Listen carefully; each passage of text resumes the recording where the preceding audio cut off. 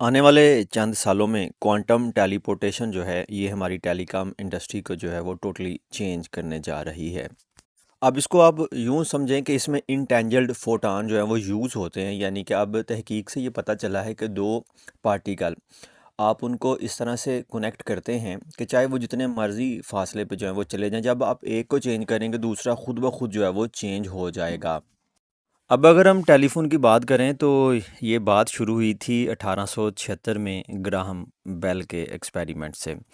तब copper wire जो है वो यूज़ की गई थी। कापर वायर में जो एटम है उनकी वाइब्रेशन जो है वो ट्रांसमिट होती थी और उसके बाद इसको जो है ना इलेक्ट्रोमैग्नेटिक वेव यानी कि रेडियो वेव में जो है वो कन्वर्ट किया जाता था और दूसरी जगह पे इसको रिसीव किया जाता था, तो दोबारा से कापर वायर में वाइब्रेशन में कन्वर्ट करके जो है वो अगले बंदे तक इस पैगाम को पहुंचाया जाता था। अब इसमें भी कुछ कंट्रोवर्सी पाई जाती है, यानी कि अलेक्जेंडर ग्राहम बेल ने जब ये पेटेंट जो है वो जमा करवाया टेलीफोन का, तो उसी वक्त एक और साइंटिस्ट जो है उसने भी पेटेंट जो है वो जमा करवाया हुआ था इसी वर्केबल टेलीफोन के हवाले से। लेकिन कह लें कि ग्राहम बेल जो है उसका पेटेंट पहले एक्सेप्ट हो गया। पहली जो ट्रांस अटलांटिक टेलीग्राफ केबल थी ये 1858 में जो है इसको बिछाया गया था और ये तकरीबन अगले 100 साल तक यानी कि 1965 तक जो है ये एक्टिव रही है। और फिर 7 जनवरी 1927 को पहली जो है वो ट्रांस अटलांटिक फ़ोन कॉल जो है वो ब्रिटेन से अमेरिका में जो है वो की गई। और आप इस कन्वर्सेशन को जो है वो हिस्ट्री चैनल की वेबसाइट पर जो है वो सुन सकते हैं, जिसमें जो न्यूयॉर्क में रहने वाला पर्सन है वो ये कहता है जी कि अब फासले जो हैं वो कोई मायने जो है वो नहीं रखते और बड़ी तेज़ी के साथ जो दुनिया है वो चेंज होने जा रही है। और फिर 1962 में कम्युनिकेशन सैटेलाइट एक्ट जो है इसको पास किया गया, यानी कि अब जो सैटेलाइट हैं ये टेली कम्युनिकेशन में जो है वो यूज़ हो सकेंगे। फिर 1977 में जो है वो पहला सेलुलर टेस्ट नेटवर्क जो है वो लॉन्च किया गया अमेरिका में। और 1992 में पहला जो टेक्स्ट मैसेज था वो सेंड किया गया। 2003 में जो है वो कंप्यूटर को यूज़ किया गया फ़ोन कॉल करने के लिए। अब ये जो क्वांटम टेलीपोर्टेशन है इसमें फ़िज़िकली किसी चीज़ को, किसी ऑब्जेक्ट को, किसी पर्सन को जो है वो ट्रांसमिट नहीं किया जाता, बल्कि सिर्फ जो उनकी क्वांटम स्टेट है उसको जो है वो ट्रांसमिट किया जाता है।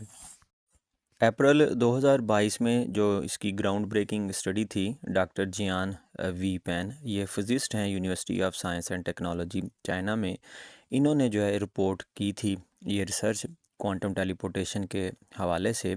इन्होंने दो जो फोटान हैं, इंटेंजल फोटान हैं, इनको जो है वो डिज़ाइन किया और उसमें से जो है एक है उसको ट्रांसमिट किया 1200 किलोमीटर दूर।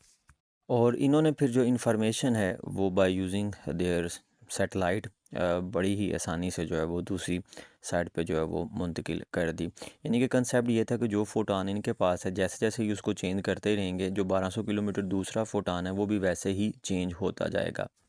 इस एक्सपेरिमेंट में जो सैटेलाइट यूज़ किया गया है इसका नाम है जी मिसियस, और ये चाइनीज सैटेलाइट है। 2016 में सिर्फ इसको इसीलिए लॉन्च किया गया था कि जो क्वांटम मैकेनिक्स रिलेटेड एक्सपेरिमेंट है वो किए जा सकें। तो ये जो इंटेंजल फोटान है ये मिसिस में ही जो है वो क्रिएट किए गए थे और एक फोटान को जो है वो ग्राउंड स्टेशन यानी कि ज़मीन पे जो है वो भेज दिया गया था। और पर जो ज़मीन पे मौजूद जो फोटान था जब इसको मैनिपुलेट किया गया तो पता चला कि जो दूसरा इसका ट्विन स्पेस में मौजूद है वो भी वैसे ही अपनी जो पोजीशन है वो चेंज कर रहा है।